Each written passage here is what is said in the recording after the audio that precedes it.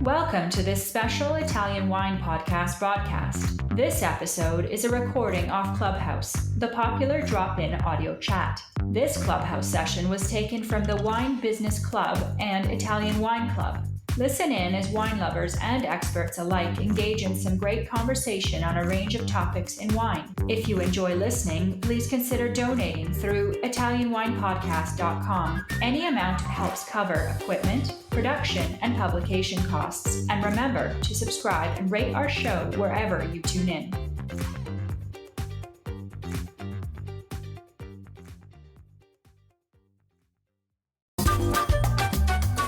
This episode is proudly sponsored by Vivino, the world's largest online wine marketplace. The Vivino app makes it easy to choose wine. Enjoy expert team support, door-to-door delivery, and honest wine reviews to help you choose the perfect wine for every occasion. Vivino. Download the app on Apple or Android and discover an easier way to choose wine.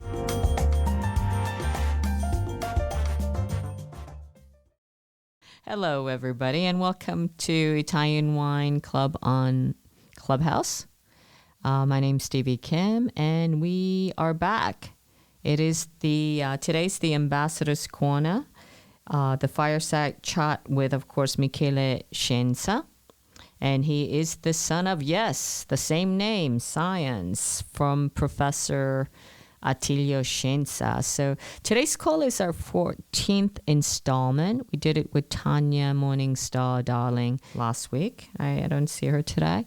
And today it's with Slawek Kominski, of course. He is our new Italian wine ambassador. He has just been acclimated as the Italian wine ambassador, of course, for the Vinitaly International Academy. As you guys know, this room is being recorded, and we will drop this session further along the line later on for the Italian Wine Podcast. We'll start with Slawek first. Let me just give you an introduction to Slawek Kominski for those of you who have not met. He is our number one fan of the Italian Wine Podcast. So we got to know him quite early when we started the podcast. And he is from Poland. And he is the founder and owner of MineWine.pl.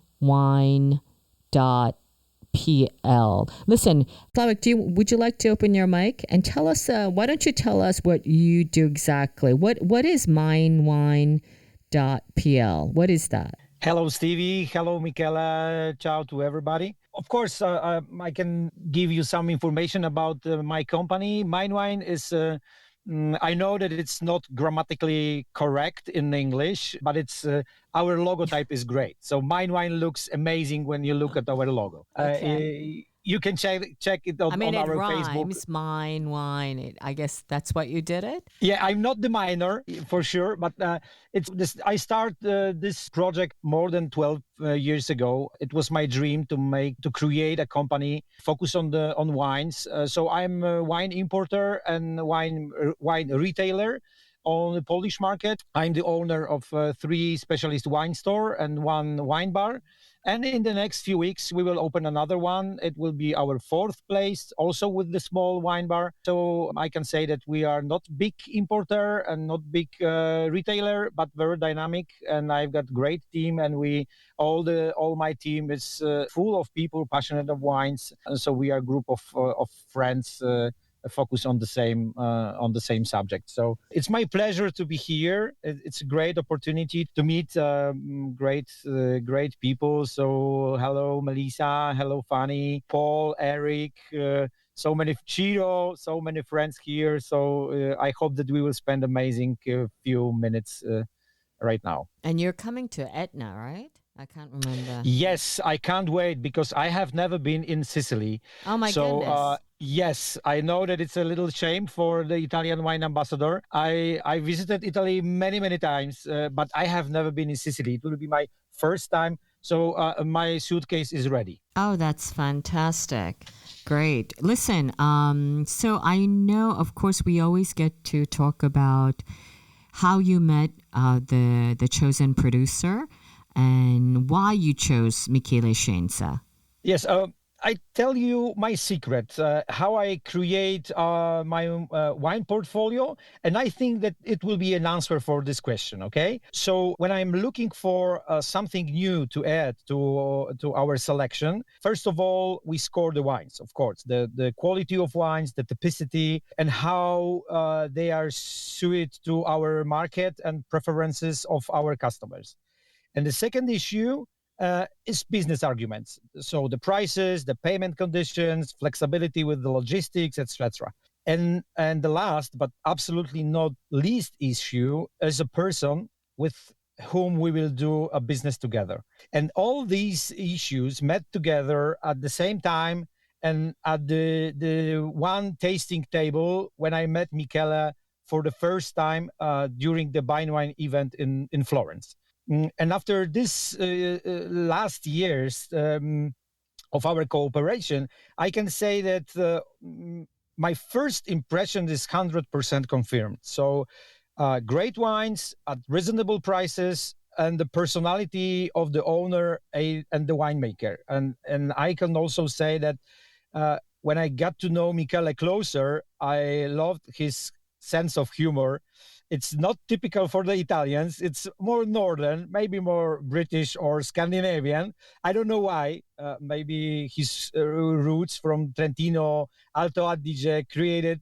But each time when we meet, we are joking and laughing, and I like to spend the time with Michele. And but of course, Michele is fantastic winemaker, and his knowledge of every aspect of wine production is outstanding. So this is the reason. Fantastic. Maybe he got his sense of humor from his father. Could be. Unfortunately, I don't speak Italian, so I can't understand the sense of humor of Professor Attilio, but probably yes. Okay. So listen, let's get to the learning objectives, as that is a tradition. What do we expect to learn from your chat with Michele Scienza today?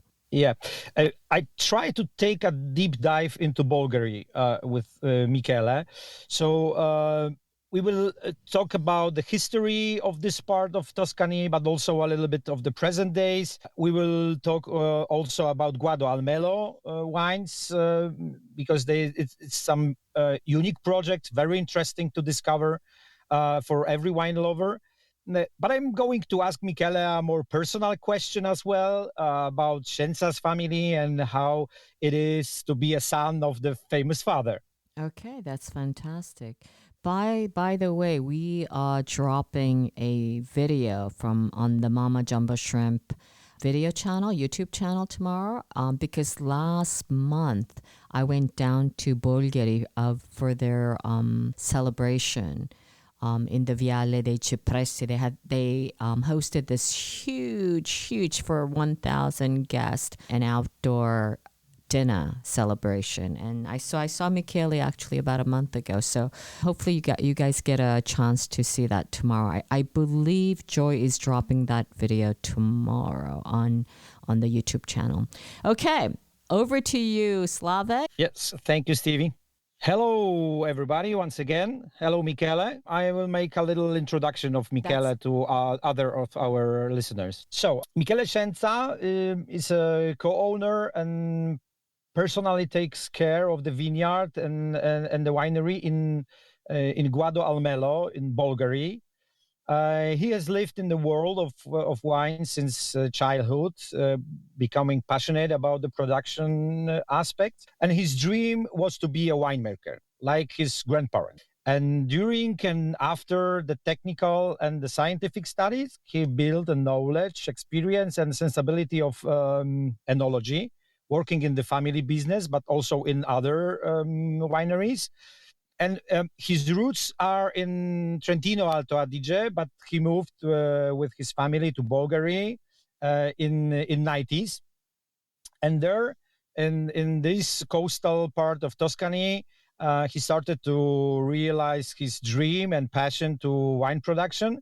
And of course, thanks to the support of his family, and especially his father, Professor Michele Scienza, and his wife Annalisa. And I share with you my opinion about Michele. Michele is one of the busiest person I know. Is when I try to call Michele, it's no chance that he pick up the phone at the first time. And so, but as I mentioned at the beginning, Michele is a great person, and I love to spend the time with him. Have you visited his estate, Guadalmelo, in Bulgaria? Yes, I visited Guado Almelo 2 times. The first time it was in 2015 with the group of the importers. It was a study tour in Val di Cornia and in Bulgaria. And that was my second experience with Guado Almelo and with Michele. And I absolutely fell in love in this place because Michele is a great winemaker, of course, but also in his property. With his wife, he create. We will talk about it. I hope a little later. They create a wine museum, absolutely fantastic. With the start of the beginning of the wine production on the Italian peninsula. So it's of course a lot of artifacts from the Etruscan times, and it's the story of wine production in Italy. It's absolutely great. And they also in their properties they've got also the wine book library.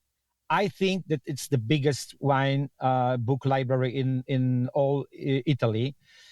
So I think that for all people who are interested in wines, this place is absolutely must be to visit when you will be in Bulgaria, in that part of Tuscany.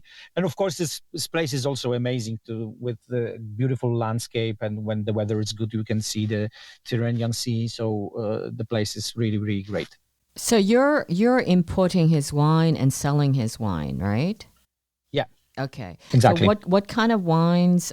First of all, why don't you tell us a little bit about his wine? Yeah, so of course, Michele, as every wine producer in Bulgaria, based his wines on the French grape varieties. So Cabernet Sauvignon, Merlot, Cabernet Franc, Shiraz, etc.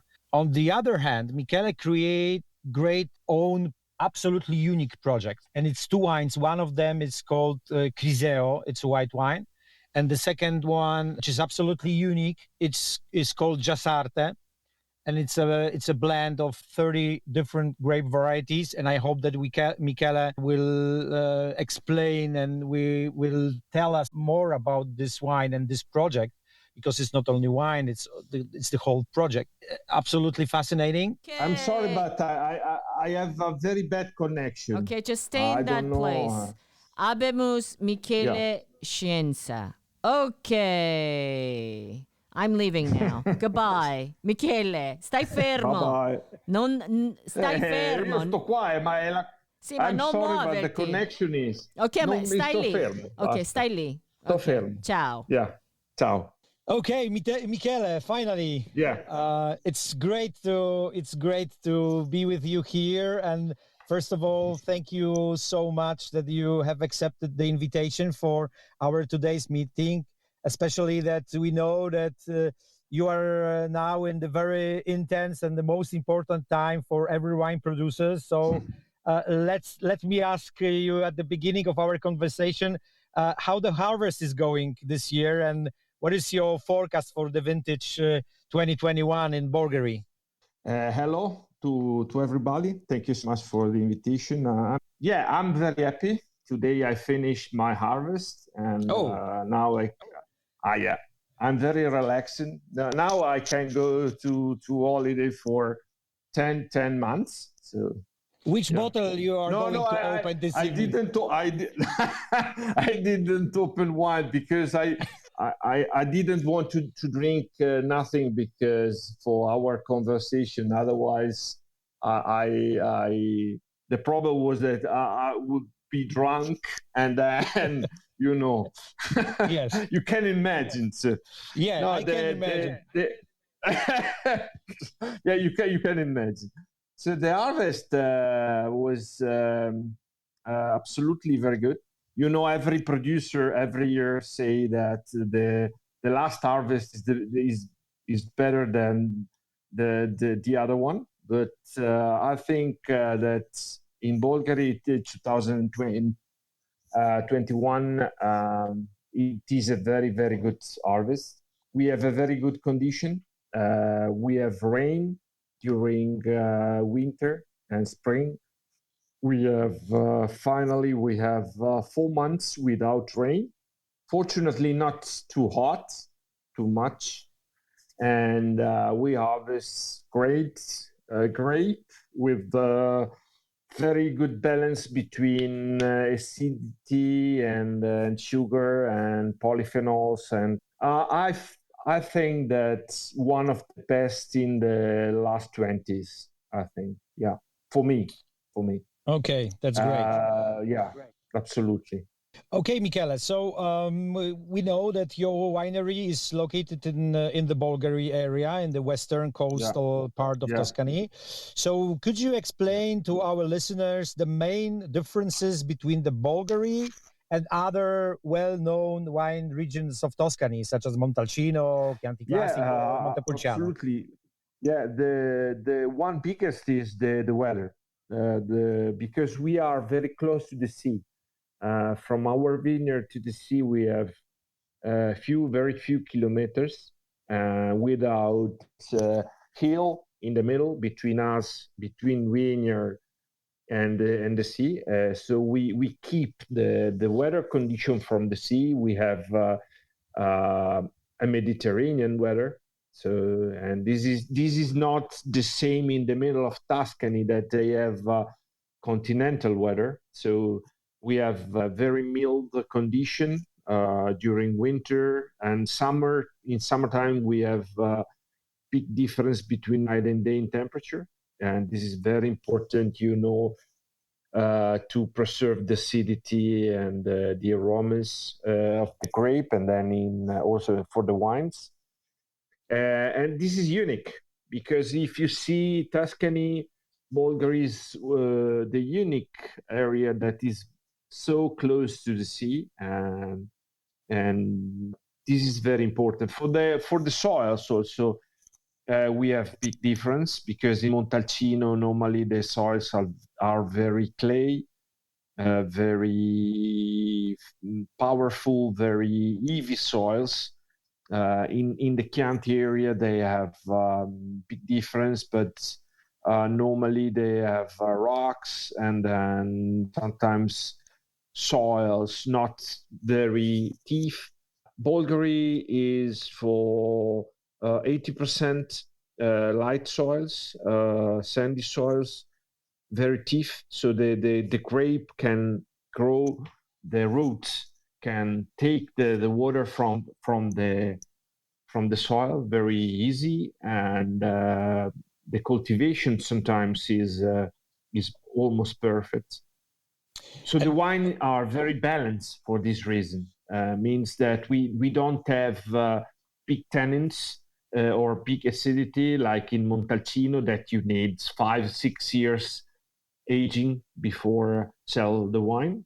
And also the Chianti sometimes are powerful, concentrated, and heavy tannins and big acidity. Our wines are more comfortable, more soft, more easy to drink. Yeah, and Michele, this is all these aspects that you talk about. It's also the reason why the French grape variety, especially the Bordeaux grape variety, found the great terroir. But let's focus a little on the Bulgaria's history, because this region, although it is relatively young on the Italian wine map, has a very interesting past. Yeah, it depends. The cultivation in Bulgaria is very old. The Etruscan populations start to grow the grape before Romans, so more than 2,000 years ago. and the cultivation was absolutely normal here. Then making wine was also normal, because this is the traditional in Italy, you know. What's changed is that in the middle of 19th century, some producers started to introduce other grapes from Bordeaux area, particularly, so Cabernet Sauvignon, Merlot, and Cabernet Franc. And these allow us to produce different wines from the other part of Tuscany that are more focused on Sangiovese grape. But you know the future. You know the future. I think not. We know that what is important is that people in this area grow the grape since more than 3,000 years. Which grapes they cultivate, I think, is not so important, because the grape are more related to the movement of the people, and they are related to the markets, to the taste of the people. And we can say about grape the change in our area, in our territory, since many years. It's not so, it's not so, is a long speak, about grape, and it's very difficult. Yeah. Okay, Michele. So maybe let's talk a little more about the contemporary times. I think that all our listeners know what Sassicaia is and how this wine has revolutionized the wine industry, not only in Bulgaria or Tuscany, but in all of Italy. Could you tell us how it happened and how this revolution influenced for the world of wine in Italy? You mean the Super Tuscan wines, or? Yes, I'm talking. Yes, I'm talking about it. The Super Tuscans was a situation that it was strange, because the Super Tuscans was born in Chianti area. The Chianti, this was late 60s.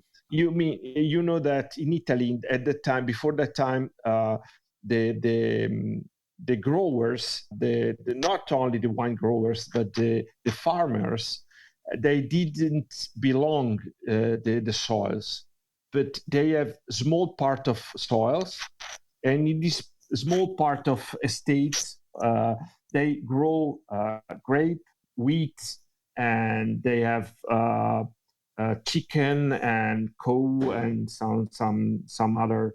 So the grape was not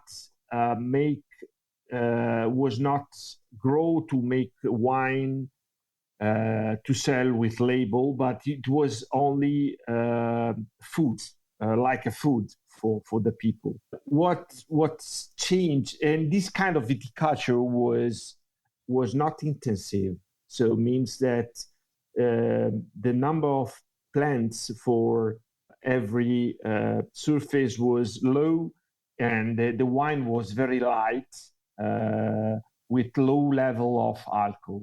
But in the Chianti was a problem. In Italy was a big problem, because in 1970 the number of people that drink wine fall down. So many people doesn't like the wine. The problem that it was that we had a lot of wine not sell. So in Chianti, they think that the only way to exit from this situation, very difficult, it was to create new wines, mixing the Sangiovese, particularly was the Sangiovese, the grape that very typical for that area, with international grapes, so Cabernet Sauvignon, Merlot, Cabernet Franc. And this was the born of Super Tuscans. The same situation was in Bulgaria when Marchese and Cisa della Rocchetta they decided to plant some international grape, because the request, from the market was in this direction. The most important wine at that time were French. The French wine from Bordeaux placed in the best restaurant in the world. So this was, the idea, the direction. So this was the reason why to plant international grape like Cabernet Sauvignon and Merlot and Cabernet Franc and make these kind of wines, the super Tuscan wines. Yes, but as we mentioned before, also we can say that French grape varieties or international grape varieties found a great place to grow in Bulgaria. Yeah. Because this condition that we talk about, this influence of the sea and the specific of the soil. Yes, absolutely. But consider that, after that, the first proposal was to create a different wine. Then they, fortunately, they choose the Cabernet Sauvignon because the Cabernet Sauvignon and the Cabernet Franc and the Merlot found in that area a perfect place. Try to think about Marchese Incisa della Rocchetta, the father of Sassicaia, that choose at that time Pinot Noir. I think we will not here to speak this night, I think, or not. Yes, probably. What do you think about? I agree with you, Michele. Yes.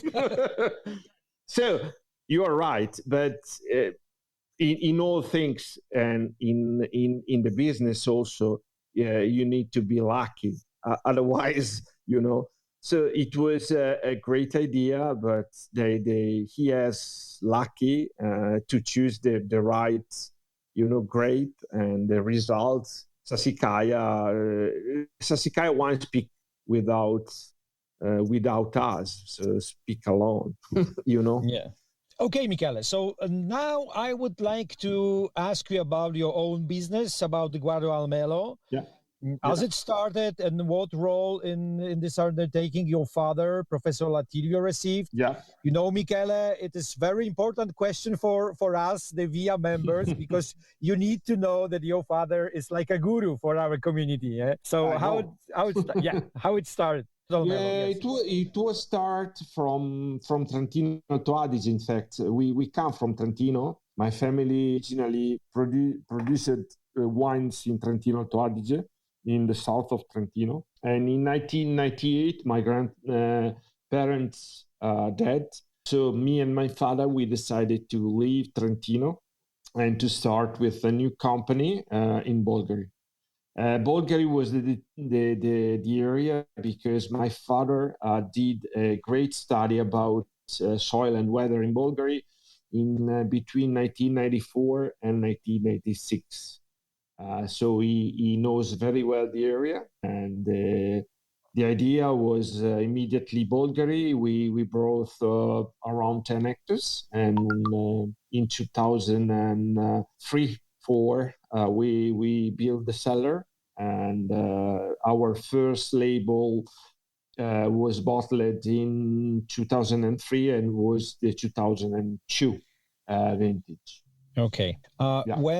While we were waiting for you, Michele, I talk a little bit about your property and about amazing projects that you created. Number of grapes, because we planted over 100 different grapes. Actually, the proposal, the idea was to.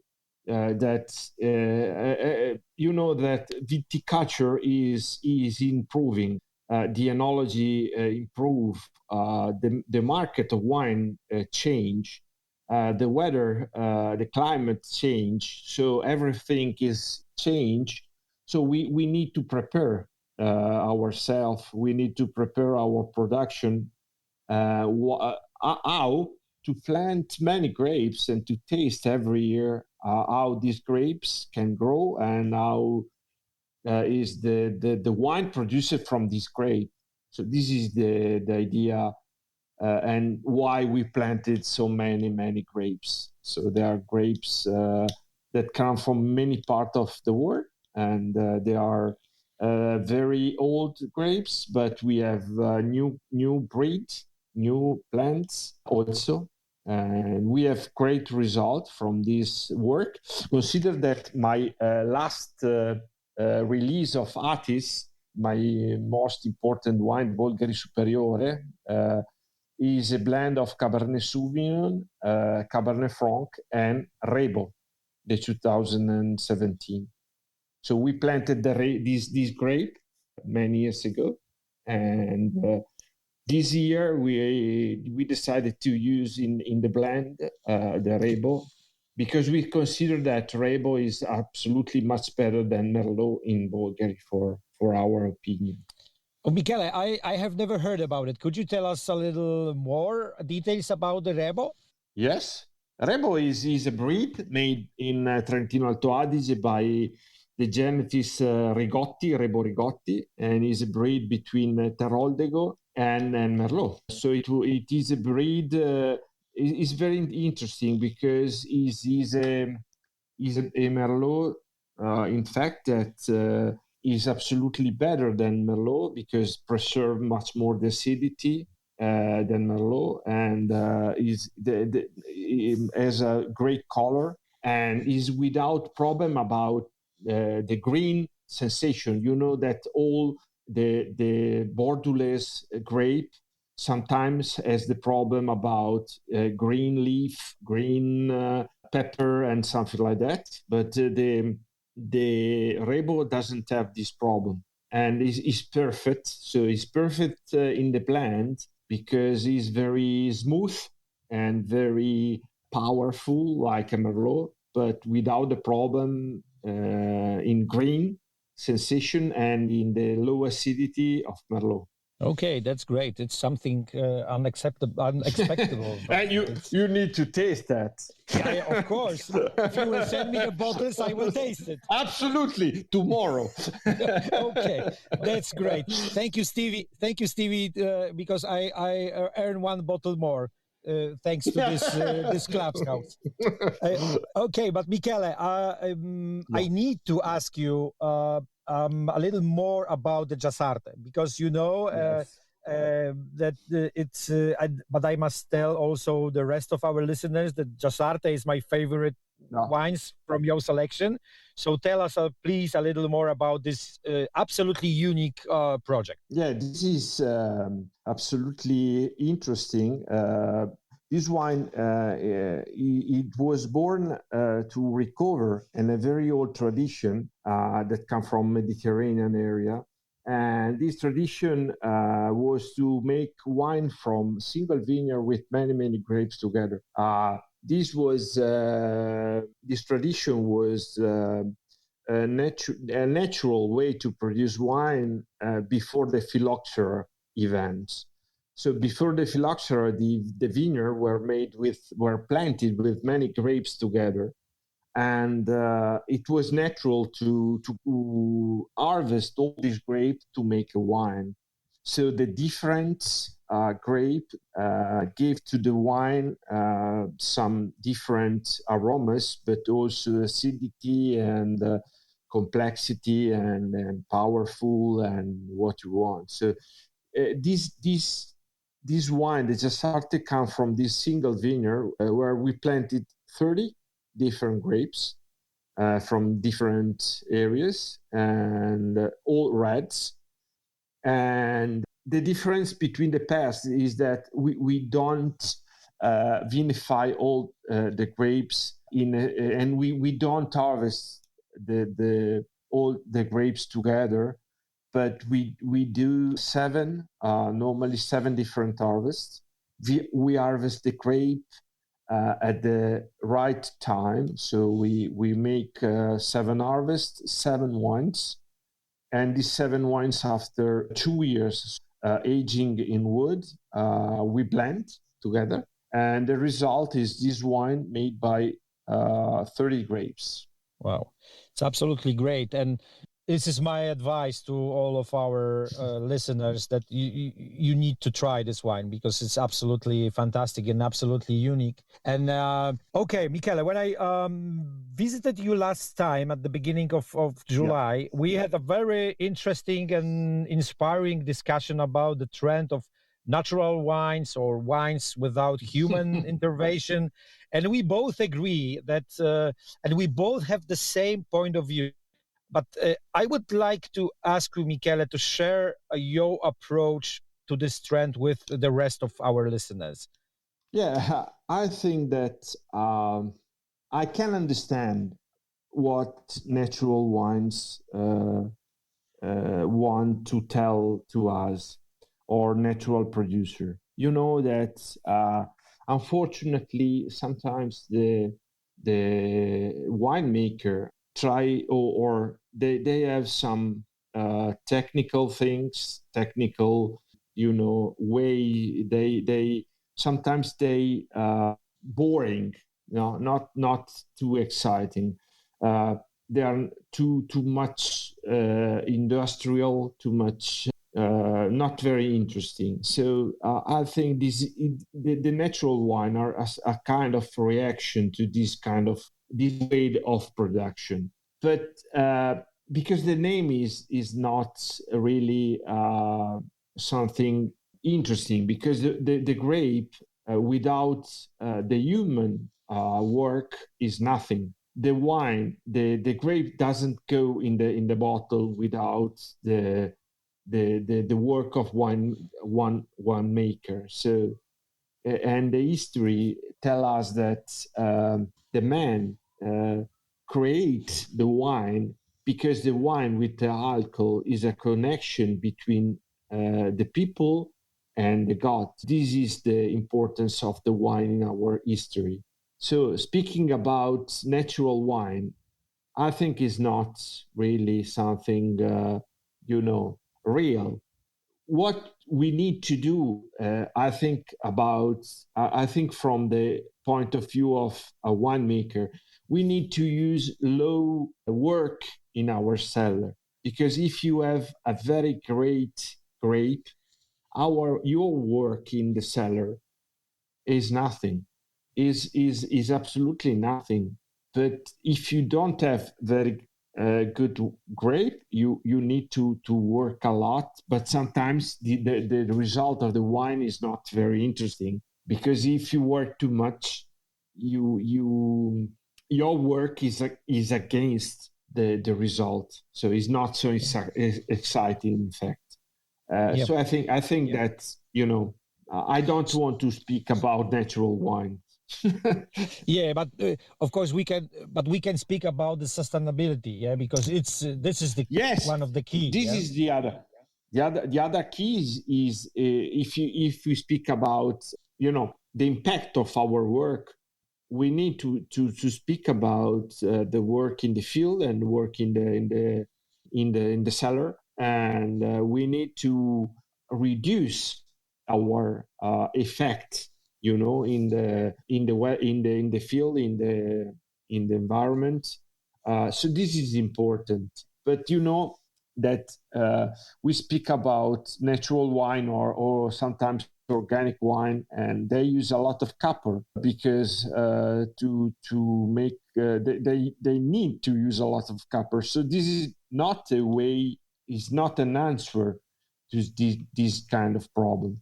So I think we have the technology and the science give us many different new things to work and to reduce our impact. Is not the answer to our question is not to see back, but to see forward. Yes. to the new technologies, and these are our answer. Yes, exactly, Michele. I think that we need to create some space for our listeners to ask you also a question. So that will be my final question. Of course, I've got some more, but let me ask you a question that can be a bit controversial.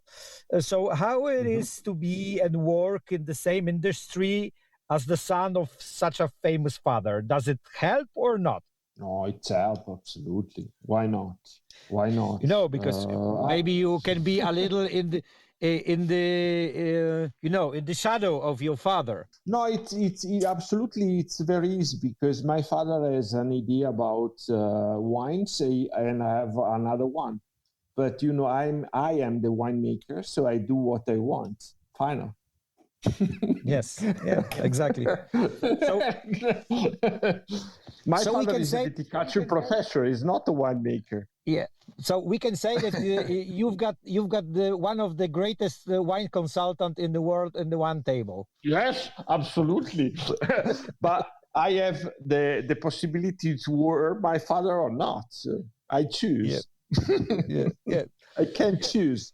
Okay, that's great. So I think that now we can open the room and the discussion to the rest of our listeners. So if you have any questions for to our guest, to Michele, so the floor is yours. I don't know, Stevie, can you moderate this part? Sure, absolutely. So, well, Michele, thank you for coming. This was supposed to be a fireside chat with you. So this is a good time if anybody from the to raise their hand, and I'll bring them up onto the stage. Michele, did you want to say something? Listen, so if anybody wants to ask a question, please raise your hand.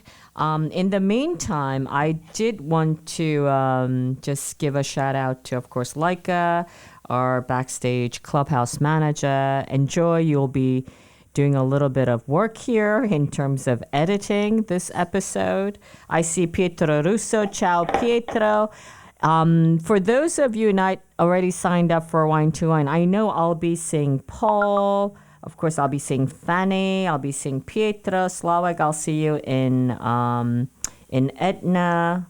Andre will also be speaking about Latvian wine market. Pietro will have the honor of moderating a special session of Cara Maurer, who's the Master of Wine, and Helga Louise Schroeder, Master Sommelier, MS. And the session will be MW versus MS. So it will be a very interesting session for him to moderate at Wine to Wine. I'm very, very much looking forward to that session as well. If you guys haven't signed up, just log on to winetowine.net. We have about 70 sessions, 3 tracks on site in person and 2 tracks online virtually. And all of the sessions will be streamed and available for replay for about two months probably. And then some of them will, of course, be also broadcasted later on the podcast. Okay, Slawek, no one's raised their hand. Do you want to ask him another couple of questions? We have a few more minutes left. Yes, I'm back. Yes, maybe it's a space to ask Michele once again, because to tell us a little more about the wine library and wine museum in your property, Michele. Could you tell us something more? Because it's also very interesting. Yeah. Thanks for the question, because this is a absolutely unique part of our estate, because we have a very nice museum dedicated to many things, many items about the history of Etruscan people that live in our area, about many instruments used in the agriculture, in viticulture, and we have a collection of very old books.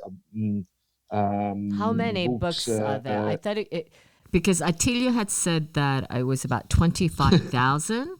Is that correct? The number increases every day. Okay. But how do you find it? I know Melissa had been, Sue Tolson, I see in the audience. They've been to the estate and they've been to the library. We had actually a small conference there. But how do you even find any of the books? Like, what is there? I know it's mostly your wife who's minding the library. What is the methodology in terms of like archiving and actually finding the book so that it can be useful? But consider that we didn't actually we don't have a system at the moment. Next week, my father will start to make a archivation of the books because actually we don't have anything. We have we store the book, but without archivation. Great. Sounds like a great method to me. It's almost like it's the perfect library for Professor Michele Scienza. By the way, everyone, he has been named the Man of the Year for Premio Masi, and there will be a celebration on the 23rd of October. So we'll be doing a special coverage. Michele, are you coming up to Verona for that? No, I'm sorry. Okay, that's fine. We will be representing, his fan club personally. So, and we will document, as you know, everything so that we can share also with our community. We're so excited. Of course, incredibly well deserved. He has been such a great contributor to the Veneto International Academy. And he has been incredibly helpful and most importantly generous. So we are really grateful and honored to have him as our chief scientist. For those who have not had the opportunity to meet him, I hope you get a chance soon. I know Fanny, Paul, they had a chance to meet him during the flagship edition this year in June. Did you want to say anything else, Slawek and Michele, before we close up the room? I just want to say thank you for the opportunity to create this meeting. So thank you so much, Stevie. Thank you so much, Laika, for organizing everything. And of course, thank you, Michele, thank you so much also for your time in this busy period. And I hope that now you will have a space to open something absolutely unique at the end of your harvest. Absolutely. Great. Thank you, everybody. Thank you so much for everything. Thank you so much for joining us. We dropped today on the Italian Wine Podcast, Alberto Martinez Interiano. These episodes have been incredibly popular because we usually do the sessions, all the interviews usually last anywhere from 15 minutes to half an hour, some of them a little longer.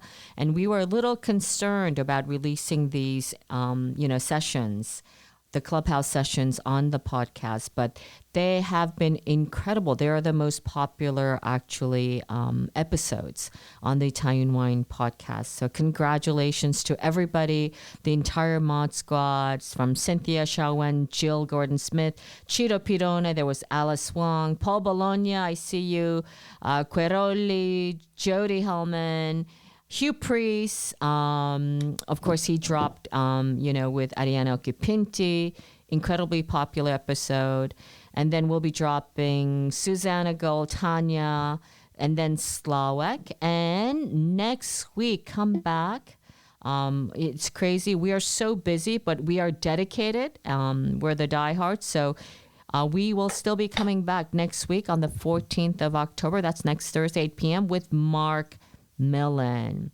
And that is all. So see you guys next Thursday. Ciao ragazzi, and see you in Verona or Etna. Bye-bye. Ciao. Ciao. Sniff, sniff, sip, sip, and swirl. Once again, here we go. Swirl, sniff. Listen to the Italian Wine Podcast wherever you get your podcasts. We're on SoundCloud, Apple Podcasts, Spotify, Himalaya FM, and more. Don't forget to subscribe and rate the show. If you enjoy listening, please consider donating through ItalianWinePodcast.com. Any amount helps cover equipment, production, and publication costs. Until next time, cin cin.